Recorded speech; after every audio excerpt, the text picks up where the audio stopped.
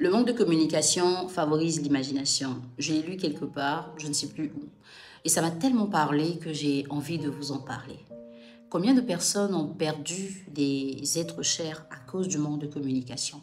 Combien de personnes ont raté leur relation, même en amitié? Combien de personnes sont passées à côté de la résolution d'un problème à cause du manque de communication? Le manque de communication est une plaie pour toutes sortes de relations qu'on peut tisser, qu'elles soient amicales, familiales, amoureuses, professionnelles.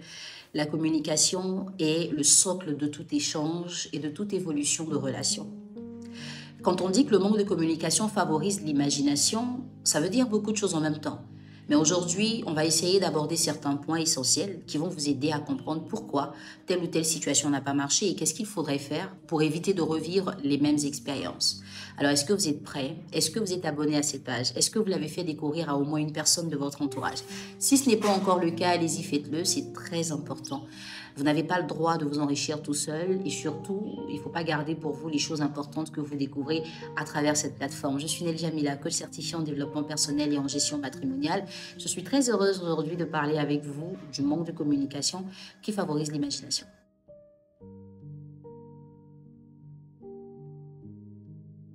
Est-ce que vous vous êtes déjà retrouvé dans une situation où parce que vous n'aviez pas la bonne information, vous vous êtes imaginé quelque chose, sur quoi vous vous êtes appuyé et à partir de quoi vous avez pris une décision? Des fois radicale, d'autres fois non. J'aimerais simplement que vous puissiez vous rappeler, est-ce qu'il est arrivé un jour où, par manque d'information ou par manque de communication, quelqu'un à côté de vous a dû interpréter quelque chose, a posé une action qui a été irréversible ou a fait quelque chose que vous n'avez pas réussi à pardonner et qui aujourd'hui a gâché votre relation, qu'elle soit amicale, professionnelle, sentimentale, familiale.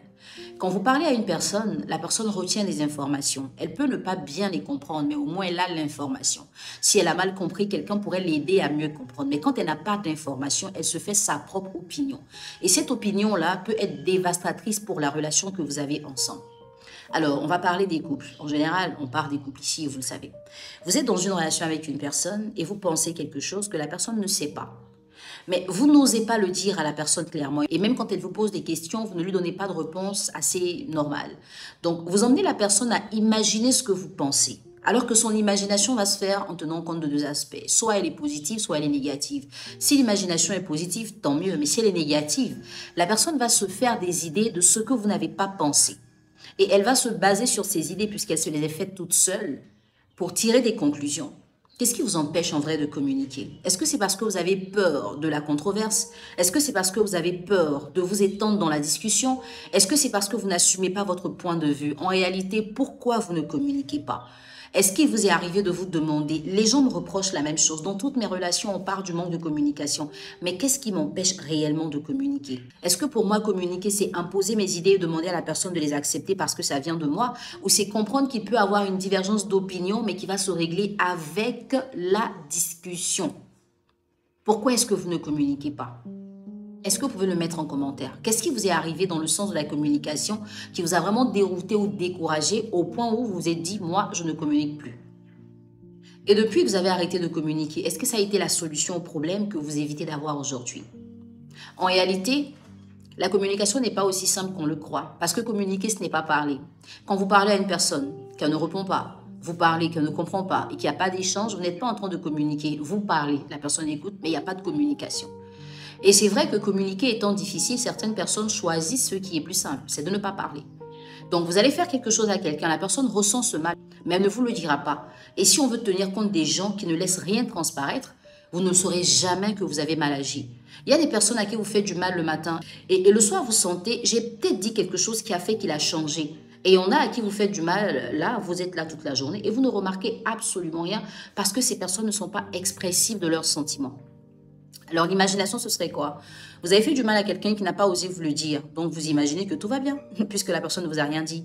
Ou bien vous avez fait quelque chose que vous estimez être mal. La personne dans la foulée a aussi reçu quelque chose qui vient d'ailleurs. Alors qu'elle ne vous en veut pas. Mais parce qu'elle ne vous a rien dit, elle n'a pas fait d'interprétation, elle n'a pas laissé transparaître ses émotions, vous déduisez que la personne a mal à cause de vous, vous vous braquez des fois. Il y a des gens qui, quand ils ont tort, préfèrent se braquer que d'aller à la résolution du conflit. La communication est importante. Peu importe le domaine dans lequel vous vous trouvez. Vous devez absolument comprendre que sans communication, la relation que vous êtes en train de tisser n'aura pas de lendemain solide. La communication, tout comme le kérosène est pour l'avion, ce qui lui permet de se déplacer, la communication reste le point focal qui permet à une relation de grandir. Tout ce que vous créez dans l'esprit des gens quand vous ne communiquez pas est ce qui pourrait vous séparer de ces personnes-là. Vous avez demandé un service à quelqu'un et la personne n'a rien dit. Et vous voyez, depuis 2-3 mois, la personne ne réagit pas. Vous commencez à imaginer que la personne s'en fout de vos problèmes. Alors que des fois, elle ne s'en fout pas, mais elle n'a pas la solution à votre problème. Elle ne sait pas comment vous le dire. Comment est-ce qu'elle pourrait communiquer avec vous pour vous le dire? Et parce qu'elle ignore comment vous le dire sans vous faire mal, sans vous frustrer ou vous décevoir, elle préfère garder le silence. Mais votre imagination va plomber la relation. Parce que vous allez déduire, il a beaucoup d'argent, je lui demande de l'argent et il fait comme si il n'a rien entendu, il veut que je lui cours après. Même en famille, il peut arriver que vous ayez des altercations avec vos frères et sœurs. Mais quand vous imaginez qu'on vous manque de respect, parce que quelqu'un a dit qu'il faut vous manquer de respect, vous vous braquez contre tout le monde. Alors que des fois, les irrespectueux le sont de nature. Ils n'ont pas besoin qu'on les actionne, ils n'ont pas besoin qu'on les active. C'est des gens qui savent le faire naturellement et sans effort. À cause de ce manque de communication pour comprendre pourquoi est-ce que cette personne a agi de telle ou telle façon, vous allez commencer à vous inventer des ennemis pour rien. Vous êtes au travail et vous imaginez qu'une personne qui ne se confie pas à vous ne vous aime pas. Parce que vous avez fait cette déduction, même quand vous sentez que la personne est en train de faire une erreur professionnelle, vous gardez le silence. Et ce silence-là pourrait détruire la collaboration. Elle pourrait en pâtir sur le travail qui est en train d'être fait et créer de graves conséquences. Mais parce qu'il n'y a pas eu de communication, vous avez imaginé quelque chose sur quoi vous êtes fixé et vous vous basez sur ça pour réagir. Dans votre relation aujourd'hui, vous ne comprenez pas l'attitude de votre partenaire qui ne communique pas sur ce qu'il fait ou ce qu'il ne fait pas. Et ça vous emmène à tirer des conclusions, à vous dire, s'il fait ça, c'est parce qu'il est dans ça. S'il se comporte comme ça aujourd'hui, c'est parce qu'il pense ça. Le fait qu'il n'y ait pas de communication vous emmène à imaginer. Cette imagination va détruire votre relation. Je vais terminer par vous raconter une anecdote. J'ai reçu une dame en coaching qui me disait que son mari n'est pas du genre à s'intéresser à certains détails de la maison. Quand il rentre le soir, il ne va pas forcément demander comment ça a été avec les enfants, est-ce que la fille de maison fait bien son travail. Il ne va pas poser de questions. Lui, tant que sa femme va bien, il voit que d'apparence tout va bien, ça lui convient. Et elle a un problème avec ça parce qu'elle estime qu'un mari devrait pouvoir mettre les enfants au lit des fois. Elle estime aussi que le mari devrait pouvoir demander comment ça se passe à la maison. Mais ce sont des choses dont elle n'a jamais parlé avec son partenaire. Elle estimait qu'il devrait le savoir. Alors je lui ai demandé, vous avez remarqué en dehors de vous que votre partenaire a une attitude attentionnée envers les gens? Est-ce que vous remarquez que les questions qu'il ne vous pose pas, il les pose à d'autres personnes? Est-ce que vous remarquez que ce que vous lui reprochez, il arrive à bien le faire ailleurs? Elle a dit non.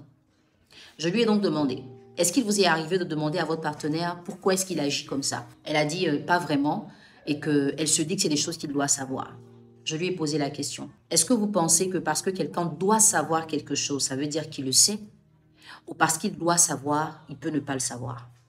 Et là, elle a dit oui, il doit le savoir parce qu'avant de venir se marier, on sait comment prendre soin d'une femme et tout. Et je lui ai dit, madame, est-ce que vous savez que tout le monde n'est pas comme vous? Et que tout le monde ne sait pas ce que vous savez, peu importe le statut, le niveau social, peu importe l'âge, peu importe l'expérience. Est-ce que vous savez que tout le monde ne sait pas ce que vous savez? Elle a dit oui. Je dis la preuve, vous ne savez pas ce que je sais. Et ce que je sais, c'est qu'un homme peut avoir toutes les qualités, mais il a droit à avoir des défauts. Et les défauts de votre mari se résument au fait de ne pas poser de questions dans le détail. Est-ce qu'en dehors de ces défauts-là, il a des qualités qui peuvent vous faire rester avec lui? Elle a dit oui. Alors, négligez ce défaut. Et dites-vous, aucun homme n'est parfait. Et comme il n'est pas parfait, il ne pourra pas faire les choses exactement comme vous voulez. Les questions qu'il ne vous pose pas sont des questions de gestion de la maison. Et logiquement, vous êtes la maîtresse. S'il ne vous pose pas de questions, rendez-lui compte. Ça va peut-être lui ouvrir l'esprit sur le fait qu'il devrait vous en poser de temps en temps. Même s'il continue de ne pas vous poser des questions, continuez de lui rendre compte parce que vous êtes une bonne maîtresse de maison. Mais ne faites pas une fixation sur ça pour lui en vouloir au point de le bouder, de vous refuser à lui et des fois de refuser de participer à certaines activités familiales. Si vous pouvez vous servir de l'exemple de cette dame, allez-y, faites-le. Vous avez besoin d'un coaching, prenez rendez-vous tout simplement. Et n'oubliez pas que nos 2 livres sont encore en promo. Ce que je pense des femmes et des codeurs des hommes sont 2 livres qui vont vous aider à comprendre beaucoup de choses. Des choses que je ne dis pas forcément dans des vidéos, des choses que les gens ne vous diront pas forcément. Ce sont des livres riches d'informations et ces informations vous seront utiles. À partir de 15 ans, vos enfants peuvent les lire. Mais le décodeur des hommes, à partir de 18 ans quand même. Ouais, je sais de quoi je parle. Au revoir.